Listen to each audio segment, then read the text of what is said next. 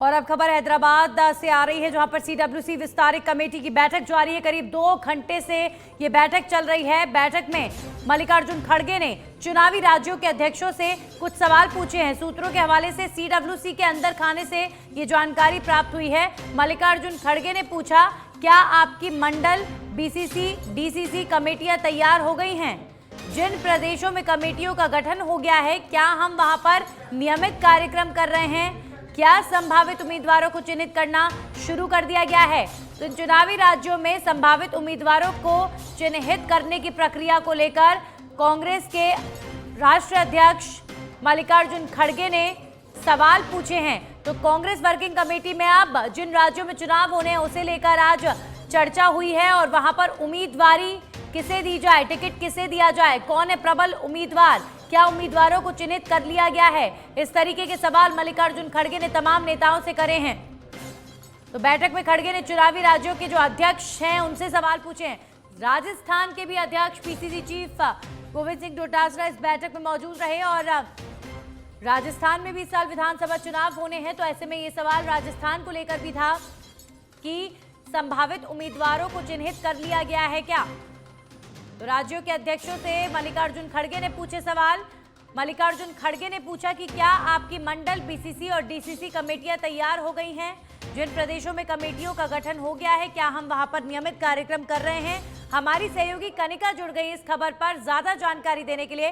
Kanika, CWC की meeting में चुनावी राज्यों को लेकर वहां के जो अध्यक्ष हैं उनसे मल्लिकार्जुन खड़गे ने कुछ सवाल किए, क्या कुछ वो सवाल रहे और किस तरह के जवाब मिले, क्या जानकारी?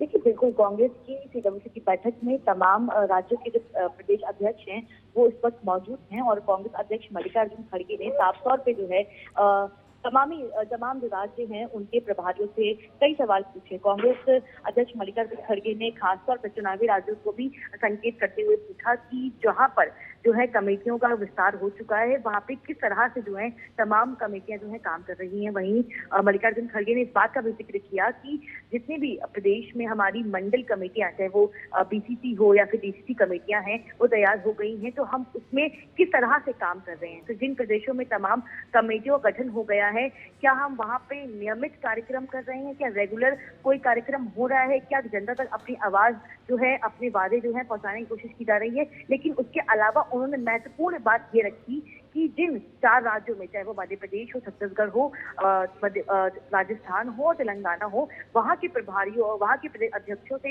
ये सवाल किया कि जो पीसीसी है, जो एक बड़ी प्रदेश की कमेटी होती है, क्या उन्होंने टिकट संभावित उम्मीदवारों के चिन्हित की प्रक्रिया शुरू कर दी है? और क्या जो पहली सूची की लगातार बात की जा रही है उसको लेकर जो है नामों पे मंथन हो चुका है? तो कहीं ना कहीं देखिए, इस बैठक में चाहे चुनावी लिहाज हो, चाहे हर स्टेट की बात हो, हर तरह से इस बात को जो है रखा जा रहा है। और कहीं ना कहीं मल्लिकार्जुन खड़गे ने के ये सवाल जो है ये तमाम प्रदेश अध्यक्षों के काम पे भी उठते हैं और उनसे एक जो है जायजा लिया जा रहा है कि आखिरकार प्रदेश में क्या कुछ चल रहा है। क्योंकि आगामी दिनों में चुनाव होने हैं, लगभग 2 महीने का समय रह गया है, लगभग उस दौरान जो है चुनाव होंगे और उससे पहले लगातार यही कहा जा रहा है, खासतौर पर राजस्थान को लेकर, कि पहली लिस्ट जो है वो अक्टूबर के पहले सप्ताह में आ सकती है। तो उसको लेकर भी कहीं ना कहीं मल्लिकार्जुन खड़गे ने इस बैठक में सवाल खड़े किए हैं। और वहीं देखिए, मल्लिकार्जुन खड़गे ने एक बात और कही है कि पार्टी में अनुशासन होना बहुत जरूरी है। पार्टी कभी भी अनुशासन के बाहर काम नहीं कर सकती।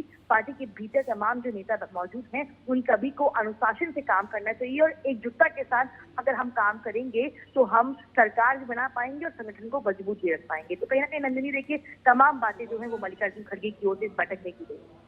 जी बिल्कुल कनिका, तो मल्लिकार्जुन खड़गे ने तमाम राज्यों के अध्यक्षों से पूछा है टिकटों को लेकर, जहां जहां चुनाव मुख्य तौर पर होने हैं। तो विधानसभा चुनावों को लेकर इस वक्त सीडब्ल्यूसी में चर्चा हुई है। कनिका, इसके अलावा और क्या बातें निकल कर आ रही हैं और कौन कौन से मुद्दों पर सीडब्ल्यूसी में चर्चा हुई है? 2 दिवसीय ओवरऑल कल का और आज के दिन का अगर जो खबरें आपको मिल रही हैं सीडब्ल्यूसी के अंदर खाने से, अगर 2 दिनों का ये आकलन देखें ओवरऑल, तो किस तरीके से देखती हैं आप इसे?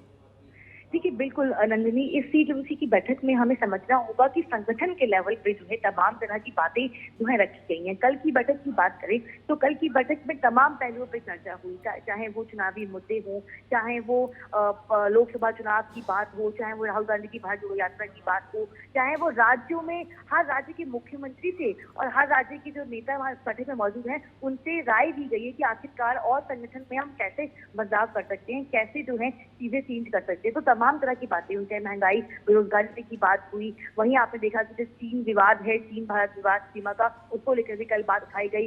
इंडिया गठबंधन जो बनाया गया है उसको लेकर भी जो है तमाम नेताओं से बातचीत की गई कि आखिरकार गठबंधन में कांग्रेस पार्टी का कैसे स्टैंड रहेगा, कैसे सीट शेयरिंग का फॉर्मूला कांग्रेस पार्टी तय करेगी और किन किन राज्यों में कांग्रेस पार्टी फ्रंट फुट पे रहेगी और किन किन राज्यों में बैक फुट पे रहेगी।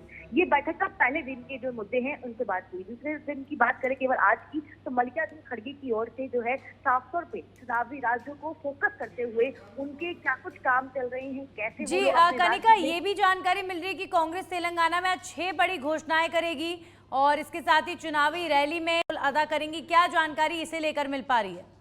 देखिए नंदिनी, बिल्कुल ये भी सूत्रों के हवाले से खबर है हमारे पास कि जो आज शाम को 5 बजे जो रैली होने वाली है उसमें छह प्रोमिसेस जो है कांग्रेस पार्टी तेलंगाना में करेगी। जैसे कर्नाटक में 5 वादे किए गए थे चुनाव से पहले और उन 5 वादों को पूरा किया गया और उसमें कहीं ना कहीं कांग्रेस पार्टी को जीत मिली। सेम फॉर्मूला जो है तेलंगाना में अपनाया जाएगा, जिसमें 6 स्कीम की बात की जा रही है। इसमें महालक्ष्मी स्कीम है, चेक्योटा स्कीम है, ऋतु भरोसा स्कीम है, उसके अलावा अंबेडकर अभियान हस्तम जो है जो कि यहाँ का लोकल इशू है उसको लेकर जो है स्कीम है, महिला जो है सदीकरता उसको लेकर जो है स्कीम की गई।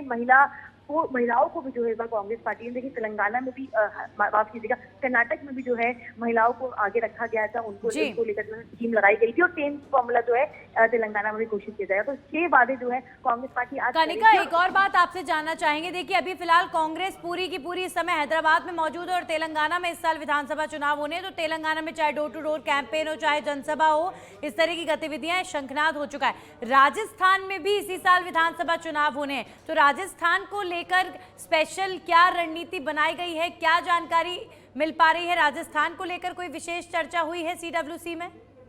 देखिए बिल्कुल राजस्थान को लेकर अगर हम बात करें कि क्योंकि इस साल विधानसभा चुनाव राजस्थान में भी हैं, तो कल हमने ये बताया अपने दर्शकों को कि किस तरह से मुख्यमंत्री अशोक गहलोत ने बैठक में तमाम पहलुओं पर चर्चा की। उन्होंने कहा कि हम राज्य में जो हमने वादे किए जाए वो स्कीम्स हो, उन सभी स्कीम्स को हमने धरातल पर रखा है और वो वादे कहीं ना कहीं जनता के घर घर तक पहुंचे हैं। वो जो योजनाएं हैं वो घर घर तक पहुंची है, उसका फायदा कांग्रेस पार्टी को मिलेगा। इसी तरह से जो है राजस्थान को लेकर भी तमाम पहलुओं पर चर्चा हुई कि आखिरकार कब तक जो है संभावित स्थिति आ सकती है। मुख्यमंत्री अशोक गहलोत ने कांग्रेस वर्किंग कमेटी में कहा कि सरकार की योजनाएं जो लोगों तक पहुंची हैं उसे देखकर लगता है कि यहाँ कांग्रेस की ही सरकार एक बार फिर से बनेगी। शुक्रिया आपका कनिका तमाम जानकारियों के लिए।